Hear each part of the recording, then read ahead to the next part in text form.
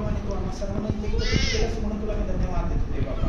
मोडक्या तोडक्या मुखाने प्रभू परमेश्वर आम्ही तुझी स्तुती आराधना करत होते बाप्पा, तरी देखील तू आम्हाला कबूल करतो म्हणून तुला धन्यवाद देतो दे बाप्पा. प्रभू परमेश्वराचे वचन तू आज आमच्यामध्ये घेऊन येतेस दे बाप्पा. माझ्या मुखाला माझ्या ओठांना तू स्पर्श कर प्रभू परमेश्वरा. तुझ्या क्रूस खांबा आड मला लपून घे आणि तू सामोरे जा प्रभू परमेश्वरा. प्रत्येक लुसिफराचे बंधन तोडून टाक आणि हृदयाच्या आतपर्यंत घेऊन जा हे वचन प्रभू परमेश्वरा तुझ्या हृदय तलवारीसारखं, आणि प्रत्येक हृदयाच्या कानाकोपऱ्यात पोहोचू दे आणि प्रत्येकाचं हृदय बदलू दे प्रभू परमेश्वर. आणि प्रत्येकाद्वारे तुझी एक नवीन साक्ष उठून येऊन आली असं स्तुती करतो आपण. तुझी वेळ तुझी मला सोपवली प्रार्थना येशू ख्रिस्ताच्या पवित्र आणि नावाने म्हणतो आहे, आमेन. आज आपण ज्या वचनावरती डिस्कशन करणार आहोत ते वचनाचा जो सार आहे किंवा ते वचनाचा जो टॉपिक आहे तो आहे राज्य किंवा साम्राज्य. ज्या साम्राज्याबद्दल किंवा राज्याबद्दल ह्या बायबलमध्ये खूप सगळा गहन अर्थ, सगळ्यांची समरी आहे खूप मोठ्या शास्त्र भागाची, ती एका ठिकाणी येऊन थांबते. ते म्हणजे एक राज्य आहे जी निवड आहे मानवासाठी दिलेली. तर आपण एक वचन वाचण्याच्या अगोदर हिब्रू भाषेमध्ये राज्य किंवा साम्राज्य याला मलकुत असा शब्द आहे, आणि ग्रीक भाषेमध्ये ज्याचं जे शास्त्र जे आपलं आहे ते सर्वात प्रथम हिब्रू भाषेमधून ग्रीकमध्ये जे ट्रान्सलेट झालं, त्याचं भाषांतर झालं, तर ते ग्रीक भाषेमध्ये बेसलिया असा शब्द आहे साम्राज्याला किंवा राज्याला. आणि त्या बेसलिया जो ग्रीक शब्द आहे त्याच्यावरून जे इंग्लिश शब्द आला किंगडम, त्याचा जर अर्थ आपण काढला तर त्याचा अर्थ असा आहे the eternal kingship of God, म्हणजे देवबापाचं सार्वकालिक राज्य. ह्याला म्हटलं जातं बायबल मधलं जे राज्य आहे, बायबल मधलं जे साम्राज्य म्हटलेलं आहे, देवाचं राज्य जे म्हटलेलं आहे, तर ते आहे जे सार्वकालिक आहे, ते कधी न संपणारं असं राज्य आहे. तर आपण एक वचन वाचू, योहानाचा 8 अध्याय 23 आणि 24.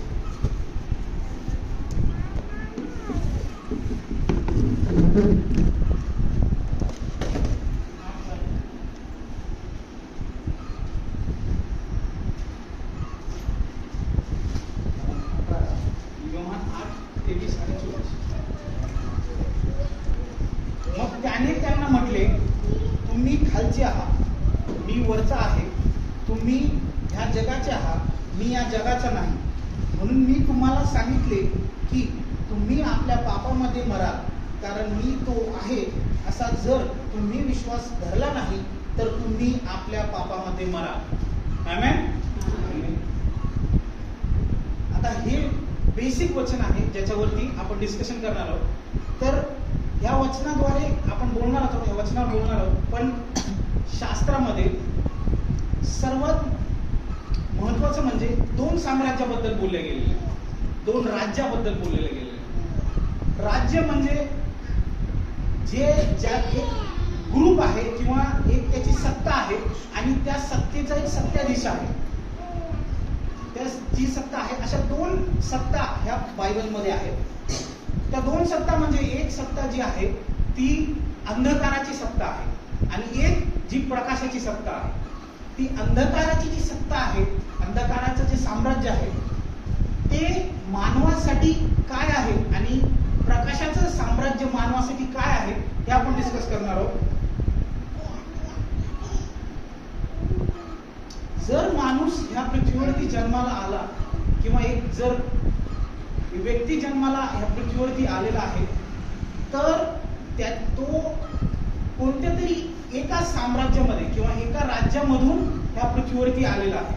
म्हणजे माणूस ज्यावेळेस जन्माला येतो त्यावेळेस तो पापी आहे असं शास्त्र लिहिलेलं आहे. बायबलमध्ये असं सांगतंय, बायबल असं सांगत आहे की जन्माला आलेला प्रत्येक मूल किंवा प्रत्येक लेकरू किंवा प्रत्येक माणूस हा पापी आहे. त्याच्यानंतर आपण कोण आहोत तर आपण जन्मता पापाची लेकर आहोत, आपण नाशाची लेकर आहोत, आपण डिसओबिडियन्स म्हणजे अन्यायाची लेकर आहोत. ते 1 योहान 5:19 मध्ये सांगितल्याप्रमाणे. तर परमेश्वराने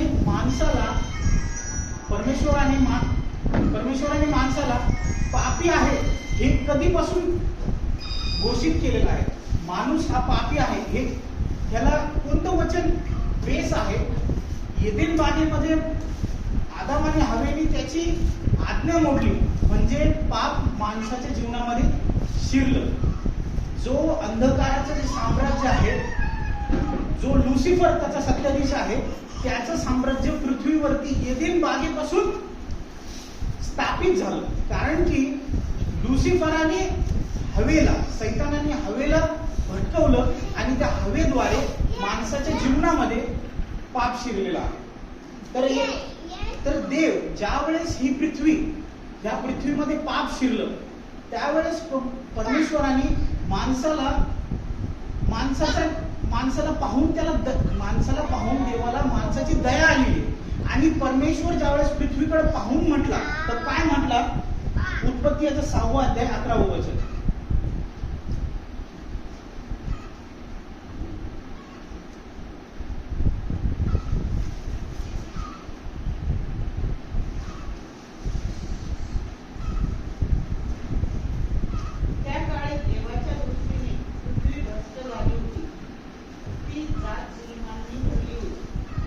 देवाच्या दृष्टीने ही पृथ्वी ही पूर्ण उत्पत्तीपासून ज्या वेळेस आदमाने हवेने त्याची आज्ञा मोडली, त्या दिवशीपासून तर कित्येक म्हणजे आजपर्यंत ज्या वेळेस परमेश्वराने माणसाकडे पाहिलं, त्यावेळेस परमेश्वराला ही पृथ्वी पूर्णपणे भ्रष्ट दिसली.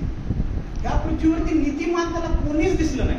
आणि त्यावेळेस तो म्हणत आहे की 12व्या वचनामध्ये जर वाचलं, गॉड सॉ अर्थ वाज करप्ट, देवाने पाहिलं की पृथ्वी ही पूर्णपणे भ्रष्ट झालेली आहे आणि ह्या पृथ्वीवर राहणारा प्रत्येक व्यक्ती हा भ्रष्ट आहे, अपवित्र झालेली आहे. आणि दुसरं म्हणजे किती अंधकाराचं साम्राज्य पूर्ण पृथ्वीवरती स्थापित झालेलं आहे. त्याच्यानंतर रोमकार्सपत्र 3 आणि 10 वचन आपल्याला सांगत आहे की असं लिहिलेलं आहे की ह्या पृथ्वीवरती कोणीच नीतिमान नाही, एकही नाही. म्हणजे पृथ्वी पूर्णपणे भ्रष्ट आहे, पृथ्वीवरती पूर्ण अंधकाराचं साम्राज्य आहे. आणि जे माणसाच्या वाट्याला हे जन्मता आलेलं आहे, माणसाने त्याची निवड केलेली नाही, तर माणसाच्या आपल्या पूर्वजांनी ज्या गोष्टी केल्या त्या गोष्टीमुळे त्याचं फळ म्हणून आज प्रत्येक मनुष्य हा भोगीत आहे. ते डिफॉल्ट आहे. आपल्या फोनमध्ये काही असे ऍप्स आहेत जे ऍप्स आपण डिलीट करू शकत नाही, ते इनबिल्ड आहे. तसंच पाप माणसाच्या जीवनामध्ये इनबिल्ड आहे, ते डिलीट होऊ शकत नाही. त्या गोष्टी ज्या अंधकाराने भरलेल्या गोष्टी आहेत, ज्या पापाने भरलेल्या गोष्टी, त्या माणसाच्या जीवनामध्ये ह्या डिफॉल्ट आलेल्या आहेत, त्या बाय बर्थ आहेत. पण त्या गोष्टी त्या परत एक वचन वाचून रोमकार्सपत्राचा 3:23. कारण सर्वांनी पाप केले आहे आणि देवाच्या गौरवाला ते अंतरले आहे. प्रत्येक मनुष्याने जो ह्या पृथ्वीवरती जन्माला आलेला आहे, तो प्रत्येक व्यक्ती पापी आहे आणि देवाच्या गौरवाला ते उणे पडले आहेत. म्हणजे देवाच्या गौरवापासून दूर जाणे हा प्रत्येक मनुष्य हा त्याच्या गौरवापासून दूर गेलेला आहे.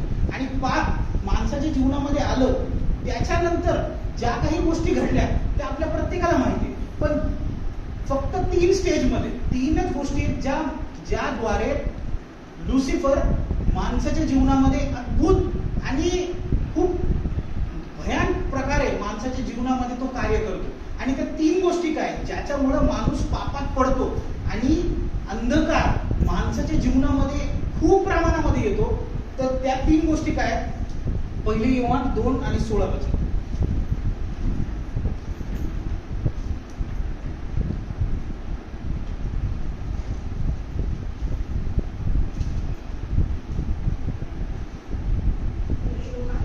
पहिली योहान 2 आणि 16. 2 दुसरा अध्याय 16. कारण जगात जे सर्व आहे ते म्हणजे देहाची वासना, डोळ्यांची वासना व संसाराची कुशाळती ही पित्यापासून नाही तर जगापासून आहे. आपल्याला शास्त्र असं सांगत आहे की कारण जगात जे सर्व आहे ते म्हणजे देहाची वासना, डोळ्यांची वासना व संसाराविषयीची कुशाळती. या 3 गोष्टी ज्या गोष्टींद्वारे पाप माणसाच्या जीवनामध्ये येतो, ह्याच्या व्यतिरिक्त आपण जरी स्वतः इमॅजिन केलं तरी पण पाप माणसाच्या जीवनामध्ये ह्या 3 गोष्टीच्या पलीकडे नाहीये. कारण की ह्याच्यामध्ये सर्वात पहिली गोष्ट काय, देहाची वासना. आज जर आपण दैनंदिन जीवनामध्ये आज आपण जर का जगामध्ये पाहिलं तर प्रत्येक व्यक्ती डायरेक्टली किंवा इनडायरेक्टली कोणताही पंथ बघा, कोणताही समाज बघा, कोणताही धर्म बघा, प्रत्येक ठिकाणी प्रत्येक गोष्टीमध्ये माणसाच्या जीवनामध्ये पाप येण्याचा जो डायरेक्ट रोड आहे किंवा डायरेक्ट मार्ग आहे तो सर्वात मोठा आहे म्हणजे देहाची वासना. आज मनुष्य प्रत्येक पावलोपावली ह्या समस्येने गांजलेला आहे, ह्या समस्येने भरलेला आहे. ही समस्या म्हणजे देहाची वासना. माणूस ह्या शरीरासाठी जगत आहे. ह्या शरीराच्या ज्या गोष्टी शरीर ज्या गोष्टी मागत आहे त्या गोष्टी प्रोव्हाइड करण्यामध्ये आज माणूस हा गुंतलेला आहे. त्या कोणत्याही असू शकतात. आज पूर्ण जगामध्ये फिटनेस फ्रीक लोक आहेत. आज जग प्रत्येक गोष्टीमध्ये फिटनेस बघत आहे. ह्या गोष्टीला मेकअप म्हणा, आपण व्यभिचार म्हणा, अशा कित्येक गोष्टी ज्या गोष्टी आपल्या देहासाठी ज्या इसेन्शियल आहेत, ज्या गरजेच्या आहेत ह्या देहासाठी, त्या सर्व गोष्टी मनुष्य ह्या देहासाठी करत आहे. ह्या देहाला तो खुश करण्यासाठी त्या सर्व गोष्टी करत आहे ज्या देवाला न आवडणाऱ्या आहेत. दुसरं म्हणजे डोळ्याची वासना. या डोळ्यांच्या वासने जर आपण उत्पत्तीला 3:6 वाचलं तर तिथं काय की हवेने ते फळ पाहिलं जे डोळ्यांना एक वाचत होते. उत्पत्ती 3:6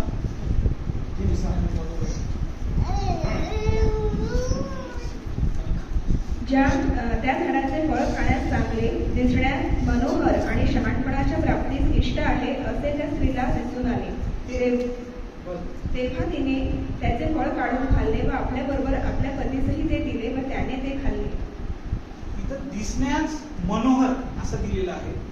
म्हणजे की ते जे फळ होतं, ज्या फळाद्वारे माणसाच्या जीवनामध्ये पाप शिरलं, अंधकाराने आपलं साम्राज्य माणसाच्या जीवनामध्ये आणलं, ते फळ दिसण्यास कसं होतं, मनोहर तिला वाटलं.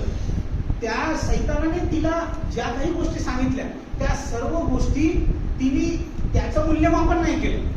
तिने काय केलं, त्या हवेनी त्या गोष्टीचं तिने मूल्यमापन नाही केलं, त्या गोष्टीला तिने जज नाही केलं, तर तिने डायरेक्टली त्या फळाकडे लक्ष दिलं आणि ते फळ तिला दिसायला कसं होतं, मनोहर होतं. म्हणजेच आज ज्या आपल्या डोळ्यांची जी वासना आहे, आज प्रत्येक गोष्टीमध्ये माणूस ह्या डोळ्यांनी जे दिसतं ते चांगलंच दिसतं, वाईट दिसतच नाही, किंवा ते जे दिसत आहे ते आपल्या कसं फायद्याचं राहील ह्या गोष्टीमध्ये आज मनुष्य आपल्या स्वतःला टाकत चाललेला आहे किंवा स्वतःला ढकलत चाललेला आहे. डोळ्यांनी दिसणारी प्रत्येक गोष्ट जी ह्या शरीरासाठी आपल्याला फायदेशीर आहे तो मानव चॉईस करत आहे.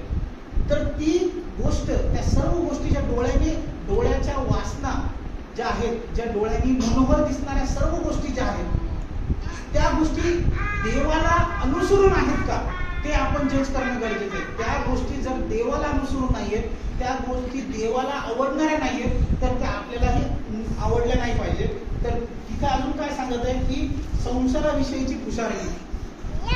आज ज्यावेळेस आपल्या जीवनामध्ये खुशाली, त्याला आपण प्राईड म्हणू शकतो, त्याला आपण घमंड म्हणू शकतो सोप्या भाषेमध्ये.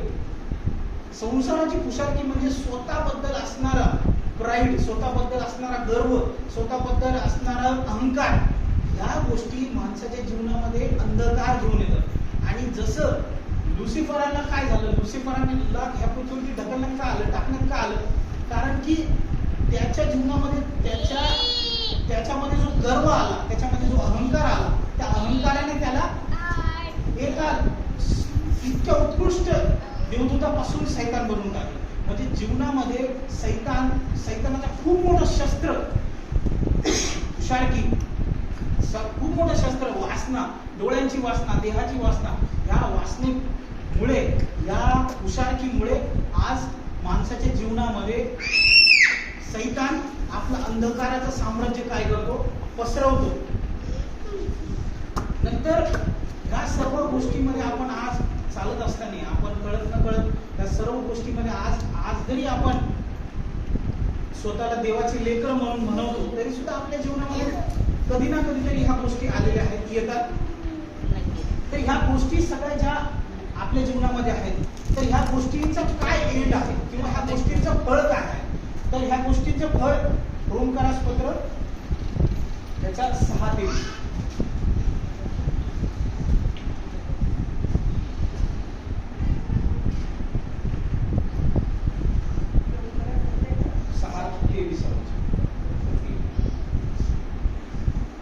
पापाचे वेतन मरण आहे. जर माणूस पापी आहे, जर तो बाय बर्थ पापी आहे, जर त्याच्यामध्ये हा स्वभाव आहे की तो पापी आहे, तर त्याचं वेतन हे देवाने माणसासाठी मरण म्हणून ठेवलेलं आहे.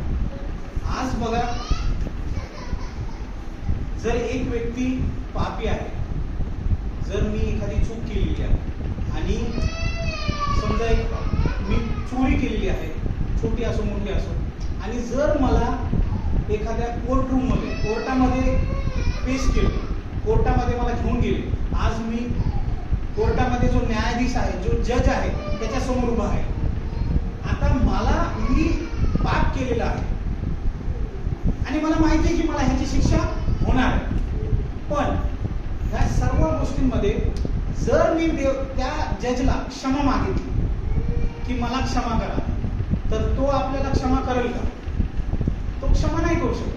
कारण की आपण जर चुकी केलेली आहे तर त्याचा जो स्वभाव आहे, त्याला जे ऑथॉरिटी आहे, ती ऑथॉरिटी अशी सांगते की ज्याने चुकी केली त्याला त्याची शिक्षा मिळालीच पाहिजे. तुम्ही त्याला क्षमा मागितल्यानंतर त्याचा काय उपयोग नाही. तुम्ही जर का चुकी केली आहे तर त्याची पेनल्टी तुम्हाला मिळणार म्हणजे मिळणार आहे, त्याला चुकणार नाही. आणि जर आज मी कोर्टरूममध्ये उभा आहे, आज जर का मी चुकी केलेली आहे आणि तो जज माझा न्याय करणार आहे आणि न्यायापासून मी चुकणार नाही, 100% माझा न्याय होणार आहे. आणि शास्त्राप्रमाणे आपला न्याय म्हणजे मरण आहे. आपला न्याय म्हणजे आपण ज्या गोष्टींनी भरलेलो आहोत, जे अंधकाराच्या साम्राज्यामुळे पापामुळे भरलेलो आहोत, त्या पापाचं जे वेतन आहे ते मरण. आता बघा, मी कोर्टामध्ये उभा आहे, जज समोर आहे, तो न्यायी जज आहे, तो अन्यायी जज नाही आहे, तो न्यायी जज आहे आणि त्याला माझा न्याय करायचा आहे. पण ह्या सर्व गोष्टींमध्ये एक ट्विस्ट असा आहे की तो जो न्यायाधीश आहे तो माझा बाप आहे. जर तो माझा बाप आहे, पण ती जी खुर्ची आहे त्या खुर्चीची ऑथॉरिटी आहे की तो न्यायाधीश आहे आणि त्याला त्या खुर्चीवरून माझा न्याय करायचा आहे. पण आतमध्ये हृदयापासून तो माझा बाप आहे. ती चुकी मी केलेली आहे, तो प्रॉब्लेम त्याचा नाही. मी चुकी केलेली आहे, मी चोर आहे, तर त्याला माझा न्याय करायचा आहे. पण तो माझा जर का बाप आहे, जो माझा पिता आहे, संसारिक पिता जरी म्हटलं तर तो माझा संसारिक पिता आहे आणि त्याला माझा जर न्याय करायचा आहे तर त्याला असं काहीतरी करावं लागेल की माझा न्याय पण होईल आणि मला शिक्षाही होणार नाही. कारण की तो अन्यायी जज नाहीये, त्याला जर का माझा न्याय पण करायचा आहे आणि मला शिक्षाही नाही मिळाली पाहिजे, तर माझ्या चुकीची जी शिक्षा आहे ती झाली पाहिजे, म्हणजे पेनॉल्टी भरण्यात आली पाहिजे. पेनॉल्टी भरण्याशिवाय त्याचं शासन, त्याची शिक्षा झाल्याशिवाय मला तिथून सोडता येणार. मग आपल्यासाठी एक सर्वात मोठी गुड न्यूज काय आहे? जर अंधकाराचं साम्राज्य या पृथ्वीवरती पहिल्यापासून आहे, जर साम्राज्य लुसिफराने इतक्या मोठ्या प्रमाणामध्ये स्थापन केलेलं आहे या पृथ्वीवरती, तर त्या देवानी, जो आपला बाप आहे, जो आपला पिता आहे, त्यांनी माणसासाठी ज्यावेळेस त्यांनी माणसाकडे पाहतो त्यावेळेस तो एक न्यायाधीश आहे. त्याला माणसाचा न्याय करायचा आहे, पण त्याचं हृदय बापाचं आहे. त्याला यांचा न्याय पण करायचा आहे आणि ह्यांना शिक्षाही नाही झाली पाहिजे. म्हणून त्यांनी बघा, उत्पत्तीपासून तर नव्या करारापर्यंत किती संदेश पाठवले. त्यांनी किती संदेश पाठवले की हे लोक सुधारले पाहिजे. ह्या लोकांपर्यंत माझी जी तळमळ आहे त्या लोकांपर्यंत पोहोचली पाहिजे. पण त्याला कोणीच स्वीकारलं नाही. त्या लोकांचं कोणी ऐकलं नाही आणि ज्यांनी ऐकलं ते खूप थोडके लोक होते. पण जगाच्या कोपऱ्यापर्यंत ते लोक पोहोचू शकले नाही. म्हणून त्याने जे माणूस, जो मी कटघऱ्यामध्ये उभा आहे, जो मी चोर आहे, जो मी पापी आहे, आता मला तिथून बाहेर निघता येत नाही आणि मी असं काहीच करू शकत नाही की ते शिक्षा माझ्यापासून दूर राहील. तर त्यांनी काय केलं, त्यांनी आपल्या भाषेमध्ये जमानत असते, आपल्या भाषेमध्ये कोर्टामध्ये जमानत म्हणतो, ती पेनॉल्टी त्यांनी स्वतः माझ्यासाठी भरली. त्यांनी स्वतः ॲज अ माझे वडील, माझा पिता, ॲज अ माय फादर, त्यांनी ती जमानत स्वतः घेतली. म्हणजे काय केलं तर त्या पित्याने स्वतः एकुलता एक पुत्र आपल्यासाठी दिला. आणि सर्वात मोठी गोष्ट, the greatest love story of all time, म्हणजे देवाने जगावर एवढी प्रीती केली की त्याने त्याचा एकुलता एक पुत्र दिला. म्हणजे त्याच्याजवळ जे सर्वोत्कृष्ट होतं, परमेश्वराजवळ सर्वात उत्कृष्ट गोष्ट जी होती ती त्याचा एकुलता एक पुत्र, त्यांनी तो एकुलता एक पुत्र मानवासाठी दिला. म्हणजे आता त्याच्याजवळ त्याच्यापेक्षा सर्वोत्तम काहीच नव्हतं, त्याच्यापेक्षा सर्वोपरी काही नव्हतं. जे काही होतं ते त्यांनी माणसासाठी देऊन टाकलं. हे सर्वात मोठं गिफ्ट मानवाला मिळालेलं आहे. ज्या वेळेस आपण आपल्या आजूबाजूला पाहतो, की आपण अंधकाराने सैतानाच्या जाळ्याने भरलेलो आहोत. पण आपला प्रभू येशू ख्रिस्त, जो सर्वोपरी होता, जो राजांचा राजा होता, तो आपल्यासाठी काय झाला, आपल्यासाठी शून्य झाला. आणि त्यांनी त्याचा प्रकाश आपल्या जीवनामध्ये, त्या सर्व अंधकाराच्या ढगांना चिरत आपल्या जीवनामध्ये आला. आणि ज्या क्षणी त्यांनी आपल्या जीवनामध्ये एंट्री केली, त्या क्षणी आपलं साम्राज्य ट्रान्सफॉर्म झाले. आपण बघा, आपल्या दैनंदिन जीवनामध्ये जन्मल्यापासून आपण कोणतेच नातेसंबंध चॉईस करू शकत नाही. आपल्याला अधिकार नाही. आई वडील मी चॉईस केलेले नाही, ते त्या देवाने दिलेले. आपली काका काकू, मामा मामी हे चूज केलेले नाही, तरी आपल्याला जन्मता त्या देवाने दिलेले. पण एक असं नातं आहे जे निवडायचा अधिकार मानवाला, ते म्हणजे मैत्री. मित्र हा माणूस हे एकमेव नातं आहे जो माणूस स्वतः निवडू शकतो. ते स्वतः ते दिलेलं गिफ्ट म्हणू शकतो आपण. तसंच आहे की जन्मता आपल्याला अंधकार, आपल्या जीवनामध्ये अंधकाराचं साम्राज्य होतं जे आपण निवडलेलं नव्हतं. पण प्रकाश आपण निवडू शकतो. प्रकाशाला आपण निवडता येतं, प्रकाशाला आपण निवडू शकतो. कारण की ज्या वेळेस अंधकाराला पूर्ण चिरत त्या परमेश्वराने आपला एकुलता एक पुत्र दिला आणि आता ते फ्री ऑफ कॉस्ट मिळालेलं आहे. ते फ्री आहे. एक प्लॅटफॉर्मवरती आपण उभे आहोत. ट्रेन कुठे जाणार आहे हेही आपल्याला माहिती आहे. ट्रेन उभी आहे, सगळं माहिती आहे. ट्रेनमध्ये आपण चढू शकतो, पण आपण ट्रेन जिथे जाणार आहे तिथपर्यंत पोहोचू शकत नाही. कारण की जर आपल्याजवळ तिकीट नाही, म्हणजे जर आपल्याजवळ येशू ख्रिस्त नाहीये, तर आपलं जीवन शून्य आहे. तर इथं काय सांगत आहे की आपल्याला जीवनामध्ये अंधकाराच्या साम्राज्यामधून प्रकाशाच्या साम्राज्यामध्ये घेऊन यायचं असेल, स्वतःला घेऊन यायचं असेल, ते आपली चॉईस आहे. तर योहान 3:16 तेच सांगत आहे की देवाने जगावर एवढी प्रीती केली की त्याने त्याचा एकुलता एक पुत्र दिला. म्हणजे पूर्ण अंधकाराला सामोरे जाण्यासाठी कोणताच माणूस नीतिमान त्याला मिळाला नाही. कोणीच नीतिमान नव्हता. ज्या अंधकारापासून तो पूर्ण मानवाला मुक्ती मिळवून देऊ शकतो. त्याच्यामुळे त्याने त्याचा एकुलता एक पुत्र दिला. योहान 1:14 सांगतं की word became flesh and dwell amongst us. म्हणजे शब्द देहरूप झाला आणि त्याने मानवामध्ये वस्ती केली. म्हणजे नंतर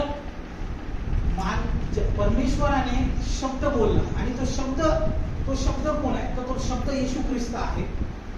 त्या शब्दाने माणसाच्या जीवनामध्ये जे काही कार्य केलं, तो शब्द देहरूपी झाला आणि त्याने मानवाच्या जीवनामध्ये जी वस्ती केली असं लिहिलेलं आहे. रोमन्स 10:9 रोमकारास पत्राच्या 10 अध्याय 9 वचन सांगत आहे की प्रभू येशू ख्रिस्त आहे, प्रभू येशू ख्रिस्त देव आहे असं जर तू स्वीकारशील, तो आपला तारणारा आहे म्हणून तू स्वीकारशील आणि देवाने त्याला मेलेल्या तू उठवला असं तू तुझ्या मनात विश्वास धरशील, तर तुझे व तुझ्या घराण्याचे तारण होईल.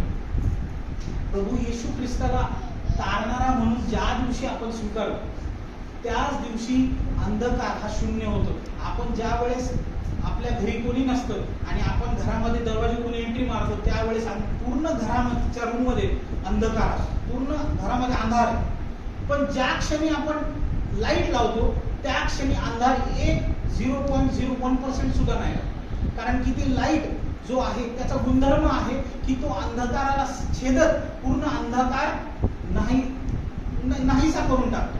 म्हणजे प्रभू येशू ख्रिस्त ज्या दिवशी तारणारा म्हणून आपण स्वीकारतो त्या दिवशी अंधकार हा डिपार्ट होतो, अंधकार हा निघून जातो आणि प्रकाशाच्या साम्राज्यामध्ये आपण जगणारे लोक होतो. त्याच्यानंतर योहान 3:3 असं सांगत आहे की नव्याने जन्मलेल्या वाचून कोणीही देवाचं राज्य पाहू शकत नाही. नव्याने जन्मल्या वाचून कोणी देवाचं राज्य पाहू शकत नाही, देवाचं सामर्थ्य पाहू शकत नाही. नव्याने जन्मलेला म्हणजे बॉर्न अगेन देवाने त्याला ज्या दिवशी मनुष्य तारणारा म्हणून स्वीकारतो त्या दिवशी त्याचा एक नवीन जन्म होतो. कारण की मागच्या आपला प्रभू येशू ख्रिस्ताची एक गोष्ट म्हणजे तो म्हणत आहे की सर्व गोष्टी तू ह्याच्या आधीच्या केलेल्या सर्व मी काढून टाकलेल्या, सर्व मी मिटून टाकलेल्या. आतापासून तू एक नवीन उत्पत्ती आहे, तू नव्याने जन्मलेला आहेस. ज्या दिवशी आपण एक नव्याने जन्मतो त्या दिवशी प्रभू येशू ख्रिस्त आपल्या जीवनामध्ये प्रकाश घेऊन येतो. कारण की त्याचं वचन सांगतंय मी जगाचा प्रकाश आहे. आता आपल्या जवळ प्रकाश आहे, आपण आता अंधकार पाहतोय, प्रकाश पाहतोय. पण ज्या दिवशी आपल्या जीवनामध्ये आपण प्रभू येशू ख्रिस्ताला तारणारा म्हणून स्वीकारतो आणि ज्या दिवशी आपल्या जीवनामध्ये प्रकाश येतो त्याच्यानंतर आपण काय करावं, त्या प्रकाशास संगती राहून काय केलं पाहिजे. तर मत्तई 6:33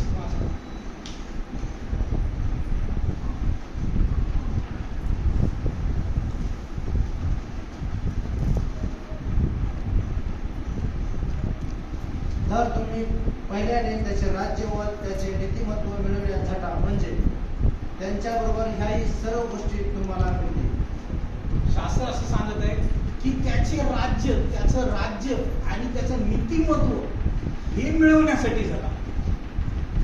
म्हणजे सर्व गोष्टी तुम्हाला मिळतील. त्याचं राज्य आणि त्याचं नीतिमत्व ज्या दिवशी प्रकाश आपल्या जीवनामध्ये आहे, ज्या दिवशीपासून प्रकाश आपल्या जीवनामध्ये आलेला आहे, तर आपण त्याच्या राज्यासाठी झटणं गरजेचं आहे. जे राज्य, जे साम्राज्य त्यांनी आपल्याला फुकट म्हणून दिलेलं आहे, त्यांनी त्याचं अमूल्य रक्त त्या क्रूस खांबावरती दिलं, आपल्यासाठी दिलं, आपल्याला धुवून टाकलं, आपलं प्रत्येक पाप त्यांनी काढलं. कोणत्या नदीमध्ये जाऊन डुबायची गरज नाही पडली, काही प्यायची, काही सेवन करायची गरज नाही पडली. आपल्याला त्यांनी फ्री ऑफ कॉस्ट स्वर्गाची एंट्री दिलेली आहे. फक्त पास असा आहे त्या एंट्रीसाठी की तो तारणारा म्हणून आपला पाहिजे, त्याला आपण आत्म्यापासून तारणारा म्हणून स्वीकारलं पाहिजे.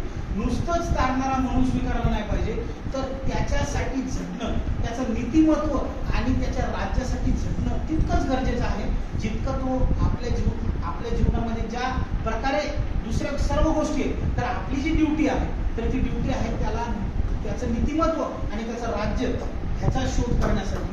नंतर सर्वात मोठी रिस्पॉन्सिबिलिटी त्यांनी मानवासाठी एक ऑर्डर जी दिलेली आहे, जी त्यांनी आज्ञा दिलेली आहे, ती आज्ञा आज आपल्या जीवनामध्ये कितपत आहे. आपण ही बघू की मार्क याचा 16 अध्याय 15 वचन आपल्या जीवनात, मार्क 16:15 आपल्या जीवनामध्ये प्रकाश आहे, आपल्याजवळ आपण नीतिमत्व आणि त्याच्या राज्यासाठी झटत आहोत. पण ते राज्यासाठी झटणं किंवा नीतिमत्वामध्ये चालणं म्हणजे काय आहे.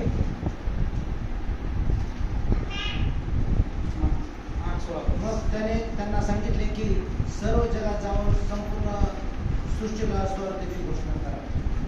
देवाने सांगितलं मार्क 16:15 नंतर मग ते 28, 18, 19, 20 त्याच्यामध्ये सांगितलंय की तुम्ही जगाच्या कानाकोपऱ्यात जा आणि सुवार्तेची घोषणा करा. त्याने सांगितलं जगाच्या कानाकोपऱ्यात जाऊन, go into all the world, प्रत्येक जगाच्या कोपऱ्यामध्ये जाऊन सुवार्तेची घोषणा करा. हे प्रत्येकासाठी दिलेली आज्ञा आहे, प्रत्येकासाठी दिलेलं हे काम आहे, हे प्रत्येकासाठी दिलेलं त्यांनी एक ग्रेट कमिशन आहे, ज्याच्यामुळे माणसाजवळ आज प्रकाश आहे, अंधकार निघून गेलेला आहे. मानव त्याच्यासाठी त्याचं नीतिमत्व आणि त्याच्या राज्यासाठी झटत आहे. पण त्या राज्यासाठी झटताना काय केलं पाहिजे, तर त्याचं जे वचन आपल्यापर्यंत आहे, मोडकं तोडकं कसंही असलं, आपण काय सर्व परिपूर्ण नाही होत, आपण काय आपल्या काही खूप काही नाही आपल्याजवळ, पण जे काही आहे जर तो आपल्याजवळ तारणारा म्हणून आहे, तर लोकांपर्यंत तो तारणारा म्हणून गेला पाहिजे. तो आपल्यापर्यंत फुकट कोणीतरी पोहोचवलेला आहे, तर तो लोकांपर्यंत पण आपण फ्री ऑफ कॉस्ट पोहोचवला पाहिजे. आणि आज आपल्याला लोकांपर्यंत येशू ख्रिस्त पोहोचवण्यासाठी कोणत्या पदवीची गरज नाही, कारण की आज पाळक साहेब ते लोकांपर्यंत प्रभू येशू ख्रिस्त घेऊन जातात, म्हणून ह्या सर्व गोष्टी आज उभ्या आहेत. आपण तेच सांगत आहे की तुम्ही त्याच्या नीतिमत्व आणि त्याच्या राज्यासाठी झटा. ह्या सर्व गोष्टी मी तुम्हाला देईन. ह्या सर्व गोष्टी ज्या आहेत, ज्या आज आपण ज्या वास्तूमध्ये बसलेलो, ह्या सर्व गोष्टी साध्या नाहीत. ज्या दिवशी आपण त्याच्या राज्यासाठी झटणार आहोत, ह्या सर्व गोष्टी तो आपल्याला मिळून देणार. तर ते इथं सांगत आहे की तुम्ही जगाच्या कानाकोपऱ्यात जा आणि सुवार्तेची घोषणा करा. आपण सायन्स असं सांगत आहे की प्रत्येक सेकंदाला कितीतरी लेकरं जन्मतात या पृथ्वीवर, आणि सायन्स असंही सांगतं की प्रत्येक सेकंदाला कितीतरी लोक मरत आहेत. आणि आपण इमॅजिन जर केलं की जो प्रत्येक व्यक्ती या पृथ्वीपासून म्हणजे पृथ्वीवरून जात आहे, आज मरत आहे, त्याच्यापर्यंत येशू ख्रिस्त पोहोचला आहे, ही आपण मूल्यमापन करणं गरजेचं आहे. कारण की आपण फक्त प्रभू येशू ख्रिस्ताला तारणारा म्हणून स्वीकारलेला आहे, दर रविवारी चर्चला येत आहोत, तर ह्याच्या पलीकडे जाऊन आपली काहीतरी ड्युटी त्यांनी दिलेली आहे. तर ती ड्युटी म्हणजे लोकांपर्यंत येशू ख्रिस्त पोहोचवला पाहिजे. त्याच्यासाठी आपल्याला एक नवीन दिवस आपल्या जीवनामध्ये जर उगत आहे, तर तो आपल्याकडून अपेक्षा करत आहे की मी जसं तुझ्यापर्यंत पोहोचवला तसं तू कोणापर्यंत तरी पोहोचव. म्हणजे त्यातला प्रत्येक आत्मा त्यांनी जगावर प्रीती केलेली, त्यांनी फक्त माझ्यावर तुमच्यावर नाही केलेली, त्यांनी जगावरती केलेली. आणि जर प्रत्येक आत्मा हा त्याचा आहे, तर तो नाशापासून लांब ठेवणं हे आपलं कर्तव्य. जर त्यांनी आपल्याला प्रभू येशू ख्रिस्त पोहोचवला, तर आपण लोकांपर्यंत घेऊन पोहोचवला पाहिजे. आणि त्या प्रत्येक जो आत्मा आज नाश होत आहे, जो आत्मा आज प्रभू येशू ख्रिस्ता शिवाय नरकामध्ये जात आहे किंवा नाशात जात आहे, त्या प्रत्येक आत्म्याचा तो झडा आपल्याकडून घे. कारण की तुझ्यापर्यंत माझं वचन होतं, तू लोकांपर्यंत का पोहोचवलं नाही. तर ते अंधकाराचं साम्राज्य लोकांपासून लांब पळून प्रभू येशू ख्रिस्ताचा प्रकाश आपल्याला लोकांपर्यंत घेऊन आपण त्या प्रकाशाची लेकरं, आणि प्रकाशाची लेकरं तर मग आपल्या वर्तणुकीद्वारे, आपल्या बोलण्याद्वारे, आपल्या प्रत्येक गोष्टीद्वारे त्याचा प्रकाश लोकांपर्यंत पोहोचला पाहिजे. ही ड्युटी आपल्या जीवनामध्ये आहे की प्रभू येशू ख्रिस्ताला लोकांपर्यंत पोहोचवणं हे गरजेचं आहे. तेच आता एक योहान याचा 8वा अध्याय 23-24 सर्व गोष्टीचा जो आपण सर्वात पहिले वाचलेलं वचन आहे ते आहे summary.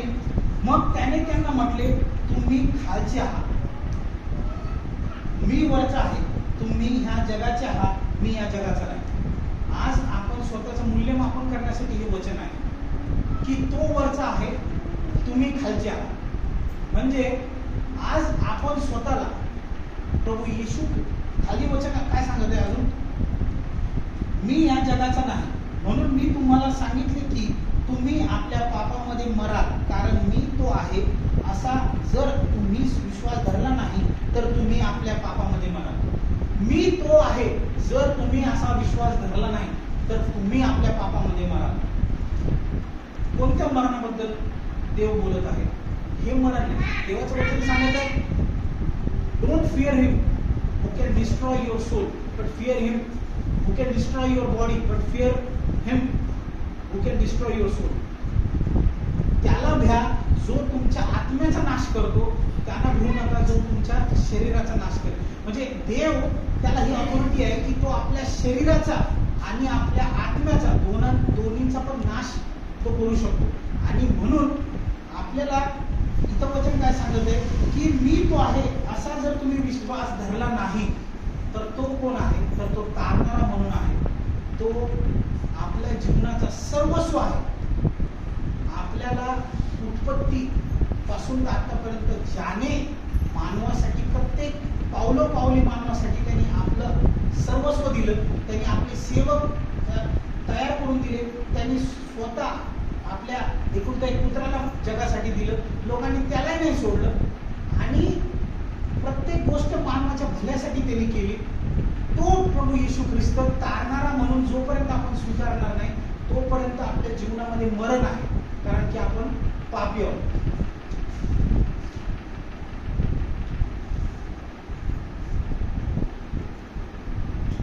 It is because of the cross that we will die in our sins.